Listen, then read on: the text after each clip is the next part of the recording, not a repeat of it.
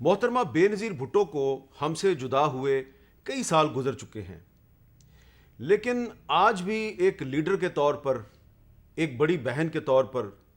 ایک ماں کے طور پر ان کی باتیں جو ہیں وہ ہمیں بار بار ان کی یاد دلاتی ہیں۔ محترمہ بے نظیر بھٹو پاکستان کی بہادر ترین سیاسی لیڈر تھیں،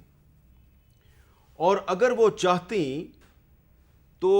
دہشت گردوں کے سامنے سرنڈر کر کے وہ اپنی جان بچا سکتی تھیں، لیکن انہوں نے سرنڈر کرنے کی بجائے دہشت گردوں کی آنکھوں میں آنکھیں ڈالیں، ان کو للکارا اور اپنی جان قربان کر دی۔ مجھے آج بھی شہید محترمہ بے نظیر بھٹو کے ساتھ اپنی آخری ملاقات یاد ہے۔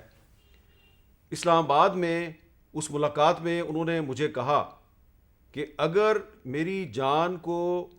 کوئی خطرہ ہوتا ہے یا مجھے کچھ ہو جاتا ہے تو یاد رکھنا اس کا ذمہ دار جنرل پرویز مشرف ہوگا، اور آپ نے اس کو بے نقاب کرنا ہے۔ تو میں نے محترمہ بے نظیر بھٹو سے گزارش کی کہ آپ ذرا احتیاط کریں، کیونکہ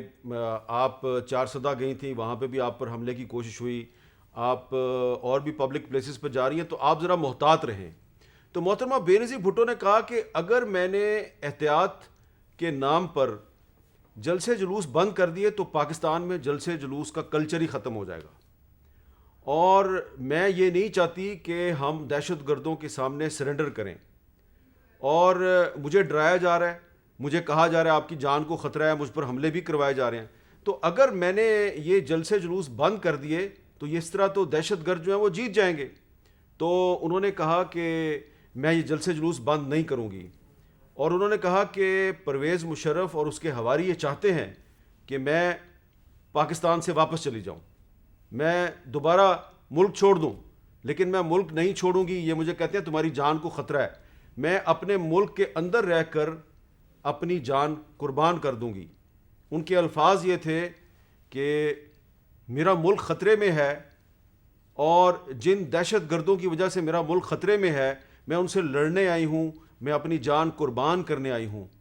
اور اس گفتگو کے کچھ دن کے بعد محترمہ بے نظیر بھٹو نے دہشت گردوں کی آنکھوں میں آنکھیں ڈال کر اپنی جان قربان کر دی۔ انہوں نے اپنی جان پاکستان کے لیے قربان کی۔